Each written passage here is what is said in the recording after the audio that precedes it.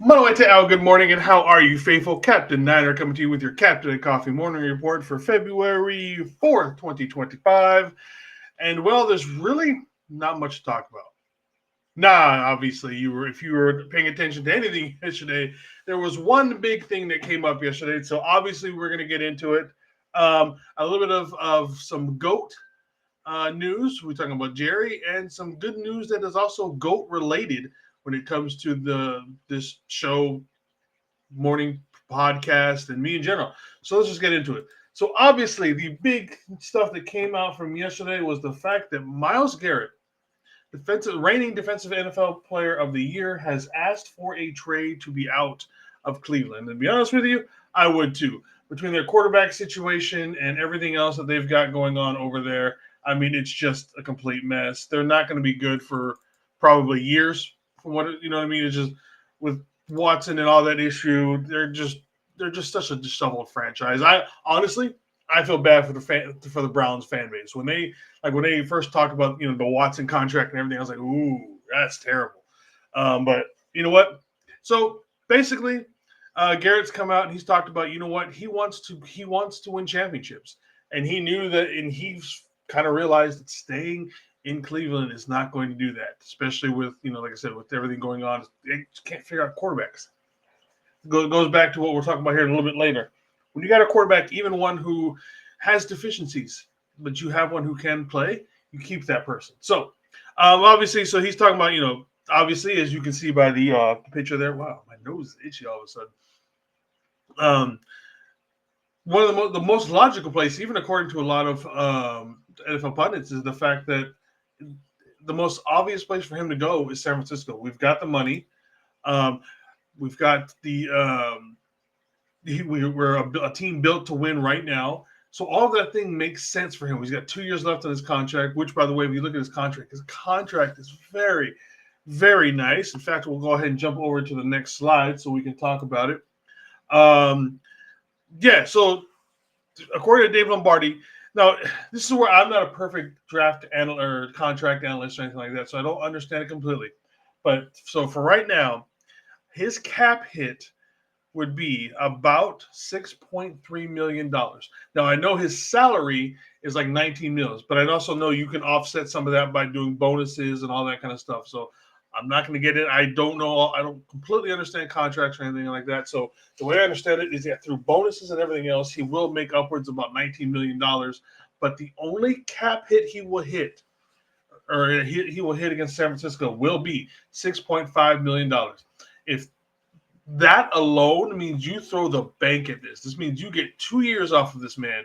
You put him side by side with Bosa. This defense, if we're going to continue to run the wide nine defense, this defense runs best when you've got the horses up front to do it.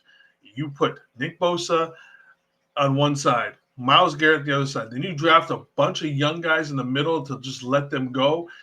You have everything all gas, no break. Again, the wide nine defense does not work unless you've got the thoroughbreds up front to run it properly.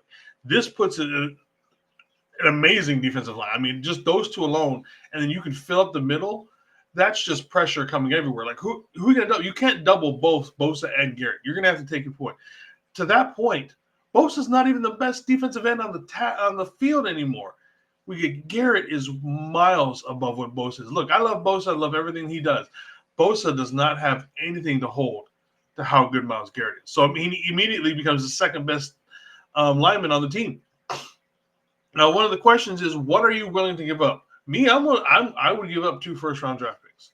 If you're telling me if Myles Garrett plays up to his potential for 2 years, that to me is completely worth it. Now, I don't think it's going to take 2 first-round draft picks, but I would be willing to give up first round.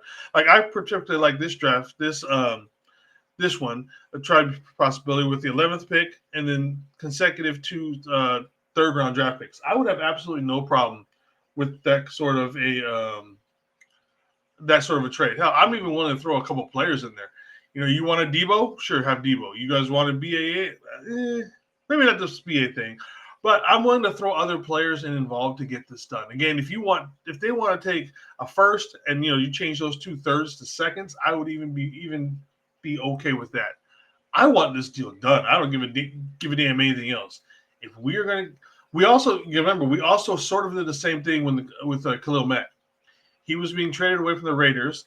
We actually offered more than what the Bears did for Khalil Mack, but obviously Mr. Davis doesn't like us, so he decided to trade it to the Bears instead of to us, even though we gave them more as far as draft capital, and we had another player in that trade as well. I don't remember exactly who it was that we did that, but like I said, we did have more than what they were going for.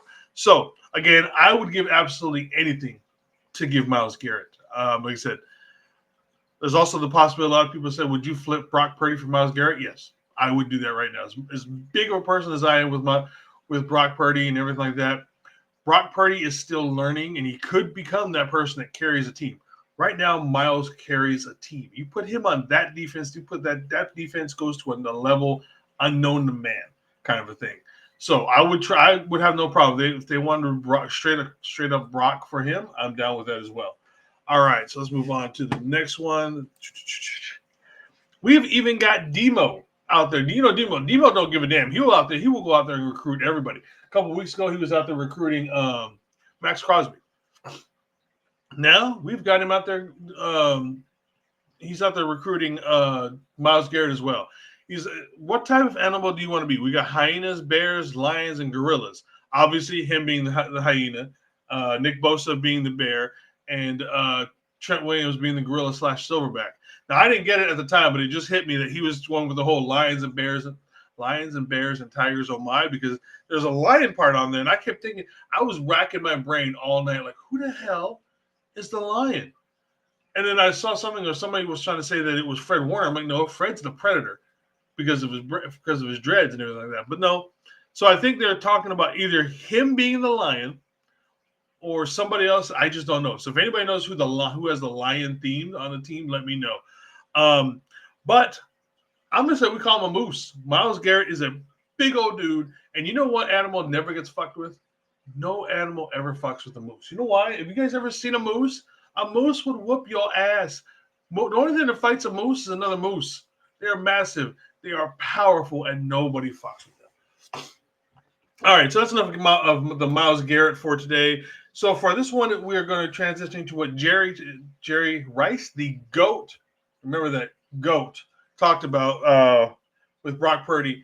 They need to get it done now. They don't want any distractions this year. I think they learned their lesson from last year. The best thing, if you feel Brock Purdy is the quarterback of the Niners, get it done now. Don't let it linger in the training camp and all that. 100%. This needs to be done as soon as possible. I'm talking about, like, I would personally like to have seen it done by the Super Bowl. Obviously, I don't think that's going to happen. But before, it needs to be done probably at the latest before the draft. Get it done. Get it over with. If we're really going to move forward with Brock Purdy, let's not have this bullshit things that we do with most of our players where we let it linger. We wait till the last second, a couple of days before camp or anything like that, to where all the narrative around camp is, is Joe Blow going to show up? Is he going to hold out? How is it going to affect this guy and this guy and this guy? Let's not do that. Just get it done. Whatever the cost is, if you honestly want Purdy here, get it done. And even if it's a shorter deal. There's been reports that he's going to take they're offering, or maybe he wants a shorter deal, like 3 years type of, like a prove it deal. And then he can go out and, by the time he's like 26, 27 kind of a thing, and then go out and just get like a huge contract because he's literally going to be, in his prime and everything like that. I'm not against that either. But yeah, so Jerry's definitely saying a lot of things, saying the same thing of me and a lot of other people saying, get this deal done one way or the other. Figure it out. If Rock wants to sit here and play the 5th year, let him play the 5th year. Just get one way or the other, make a decision. And the reason why I'm being purposely looking for something for GOAT for today is because today, or yesterday I should say, I got affiliated with GOAT Fuel Sports Energy, which is a Jerry Rice backed fuel energy drink. So if you guys are ever going to be buying some of that GOAT fuel, I will put a link down in the bio and in all my videos in general. That way, if you guys are going to buy some, make sure to buy some through my link. Saves you 10%, puts a little bit of money in my pocket, and everybody is happy. So yeah, thank you very much to Jerry and everybody at the GOAT Fuel for letting me be affiliate of them. Hopefully we can make some money doing off of this. But until then, looks like we've got about 10 minutes before that Fantastic Four trailer drops, and I really want to be able to watch that. So we're going to go ahead and get out of here. Me and TJ will be on today for Niner Faithful Radio at 4:30. 4:30, between 4:30 and 5. I think he says he has a late appointment he has to try and knock out. And we will be going everything. I'm sure that the Myles Garrett thing will come up. Brock's contract will come up. A few other things. Basically like a week in review type of thing that we're going to be doing for everything 49ers. So again, make sure to watch us today, 4:30 on Niner Faithful Radio. Thank you very much. Until then, everybody, Fa Fita Te Lava. One love.